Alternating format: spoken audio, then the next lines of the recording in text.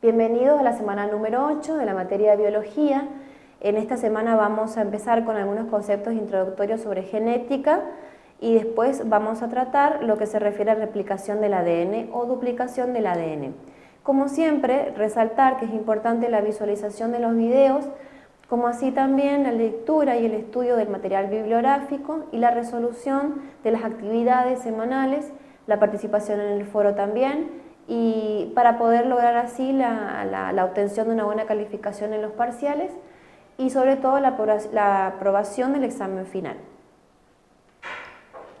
Bien, entonces, nosotros para empezar a hablar, comenzar a hablar de la replicación del ADN, primero vamos a dar una introducción a la genética. Cuando hablamos de genética, vamos a hacer referencia, genética, vamos a hacer referencia a algunos conceptos introductorios, como decíamos. Habíamos comentado en una de las clases lo que tenía que ver con los conceptos y las leyes de Mendel y demás, pensando también en esto que Mendel denominaba como elemento, y pensando después en las definiciones que se fueron dando de gen, y actualmente pensamos en el gen. Hay varias definiciones que son tomadas de distintos tipos de bibliografía, pero pensamos el gen, la definición como la unidad funcional básica de la herencia. También pensamos en una parte de la molécula, que es en forma de cinta y que puede estar constituida por una hélice doble, lo que se llama como ADN o ácido desoxirribonucleico. También pensamos el ADN como la unidad del ADN que va a contener, el gen, como la unidad del ADN que contiene la información para especificar la síntesis, de una cadena polipeptídica o la síntesis de proteínas, como decimos siempre, a través de los ARN funcionales. Recordar los alelos, recordamos siempre que los alelos son las formas de un gen. Esto como para repasar un poco lo que ya habíamos comentado respecto a estos temas. Ahora, si pensamos en el genoma va a ser el conjunto completo de la información genética que presenta un organismo. Pero hay varias cuestiones importantes respecto al genoma. Primero, que se va a transmitir de generación en generaciones, que está codificado en la secuencia de ácidos nucleicos y que está organizado en cromosomas. A su vez, cada uno de estos cromosomas va a ser una molécula de ADN. Si pensamos en una imagen, como vemos en la presentación, vamos a ver cómo se encuentra el ADN distribuido en las células. Recordamos siempre la presencia de la zona nucleoide con la distribución de ese ADN, ¿sí? Y cómo también podemos encontrarlo distribuido también o formando parte de lo que es en realidad el núcleo. Vemos acá en realidad el ADN de un procarionte, de una célula procarionte, el cromosoma, digamos, y un cromosoma en células eucariontes. Este ADN que decíamos en las células tiene una longitud. Esta longitud puede ser, digamos, referidas a diámetros o referidos a micra. Más específicamente el núcleo del ADN, que es donde vamos a encontrar la información genética, va a tener de 5 a 10 micras, pero el ADN lo que tiene la función es de que se condensa. Este ADN primero es un tipo de cromatina. Esta cromatina se va a ir condensando y a medida que se va condensando va a ir formando lo que es luego el cromosoma. En esta condensación que decimos se da el superenrollamiento y se da el empaquetamiento, plegamiento y compactación. Intervienen también histonas, que son proteínas, y también no histonas. Es lo que vemos a continuación si nosotros vamos pensando en esto que decíamos. Desde la cromatina hasta la formación del cromosoma, vemos la doble hélice del ADN con las bases nitrogenadas, adenina, timina, citosina, guanina.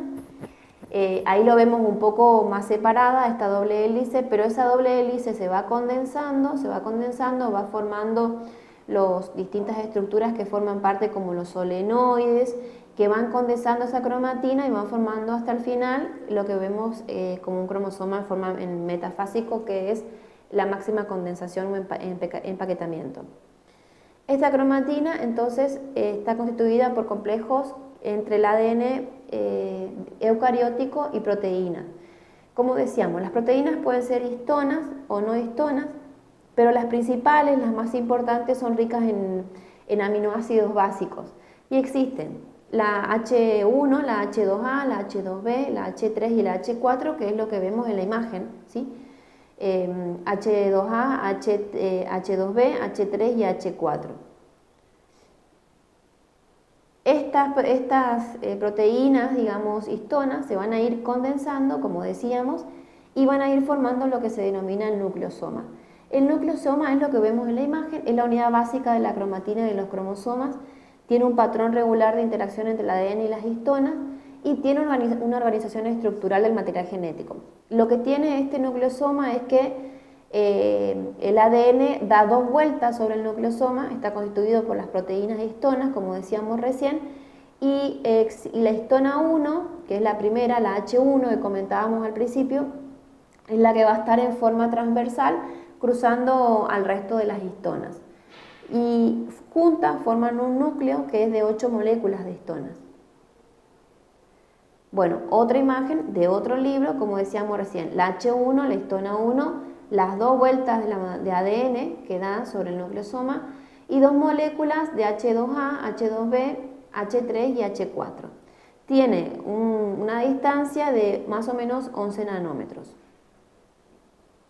Bien, ese nucleosoma, como ven en la imagen, se sigue a su vez condensando aún más, que es lo que vemos en la imagen que está debajo, con las distintas histonas, y va a ir formando otros tipos de estructura, ¿sí? Que es lo que vamos a ver más adelante. Esto es, nuevamente para repasar, desde los pares de bases, adenina, citosina, timina, guanina, del ADN, ese ADN es la doble hebra que se va condensando, las histonas, los nucleosomas, hasta formar parte del cromosoma metafásico o superenrollado. Otra imagen también de otro de los libros, fíjense, lo primero la cadena de ADN de 2 nanómetros, los nucleosomas de 11 nanómetros, después formando el solenoide que ya habíamos comentado de 30 nanómetros. La cromatina después se puede presentar en forma extendida o condensada. Si es extendida tiene un diámetro de 300 nanómetros y si es condensada aún mucho más de empaquetada, 700 nanómetros y por último de 1400 nanómetros el cromosoma en metafase. De otro libro, también los niveles de condensación, como veníamos contando, ¿sí? El ADN, la doble hélice, los nucleosomas, que es el ADN unido a las histonas, estas histonas plegadas aún más formando el solenoide de 30 nanómetros, la cromatina extendida, luego condensada, hasta formar, como decíamos finalmente, los cromosomas metafásicos.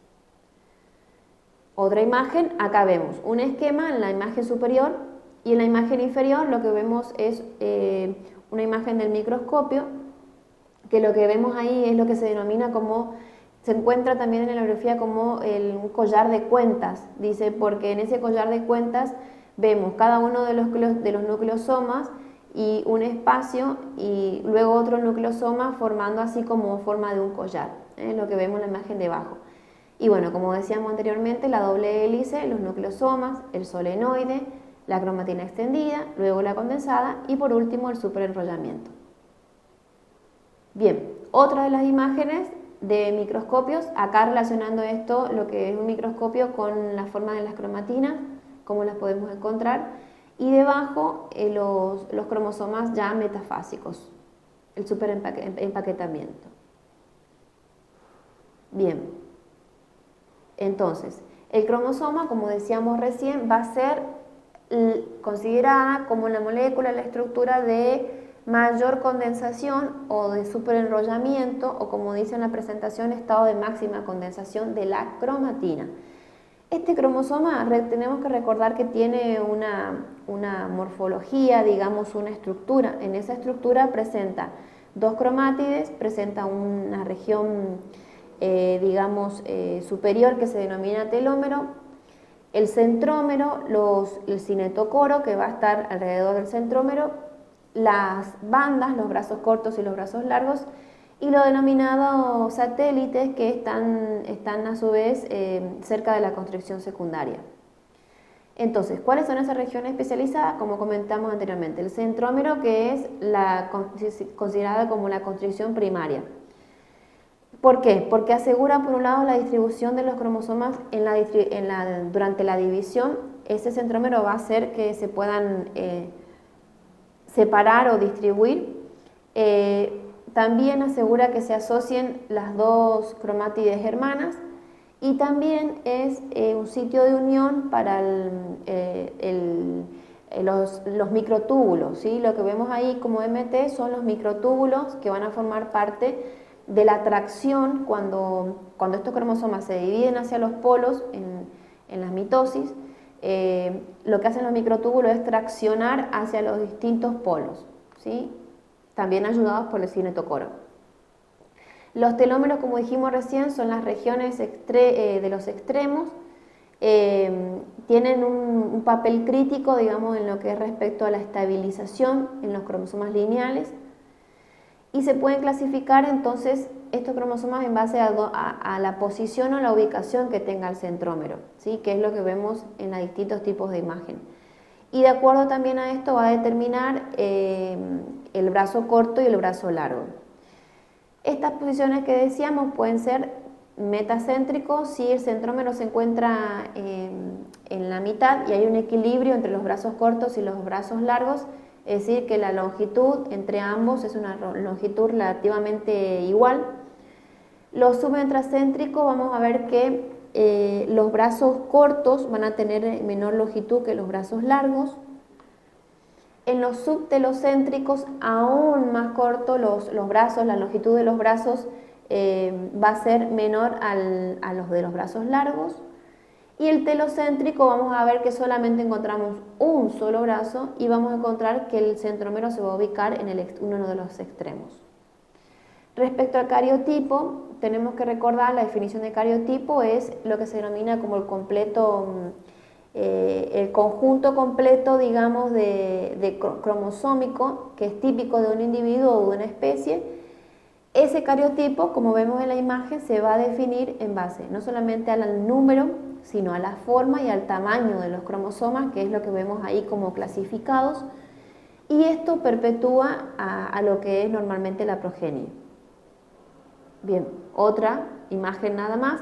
Para recordar de alguna forma cuál es el número de cromosomas en la especie humana, hablamos de 23 parejas, que serían en total 46 cromosomas. Bien, avanzamos un poquito en esto respecto a que existen 7 grupos de cariotipos, desde el grupo A al grupo G. Vamos a avanzar un poquito más. El grupo A tiene algunas características que son muy grandes, que son de entre 1 se dan entre el número 1 y el número 2 y el número 3, pero entre el 1 y el 3 son clasificados como metacéntricos, pero el 2 es clasificado como submetracéntrico. Del grupo B también, bueno, y así sucesivamente pasamos un poco lo que hace referencia a los grupos.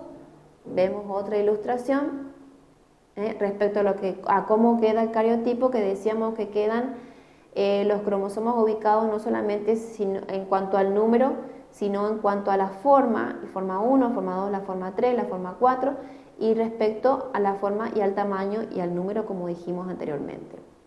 Y el último par, que es el par XY, que vemos al final, es el que va a determinar el sexo, ¿sí? El sexo respecto a si es hombre o mujer, sexo genético. Bien, lo mismo, un cariograma, en este caso, un cariograma humano, los 23 pares de parejas de homólogos, y esto siempre recordemos que se expresa como 2N, que es igual a decir 46. Siempre decimos 2N, es diploide, ¿no? Y cuando decimos N solamente, es que lo que vemos entre paréntesis es denominado haploide, igual a 23. Bien, algunas experiencias que se fueron realizando respecto a la obtención de cariotipos. Y sí, vamos a resaltar solamente como para nombrar las mutaciones que se pueden llegar a dar respecto a los cromosomas y a los genes que venimos comentando. Las mutaciones, siempre recordamos la definición, son aquellos cambios al azar, en base a las distintas bibliografías podemos nombrar como definiciones el cambio al azar que se da o el cambio heredable que se da en las secuencias de ADN. Es un tipo de cambio repentino, que es el material hereditario, y que se va a traducir en un cambio fenotípico. Es decir, en ese cambio genético se traduce a su vez en un cambio fenotípico, es decir, en un cambio exteriorizado de ese ser vivo. Y también otra definición es denominada como un fallo en el mecanismo de replicación del material genético.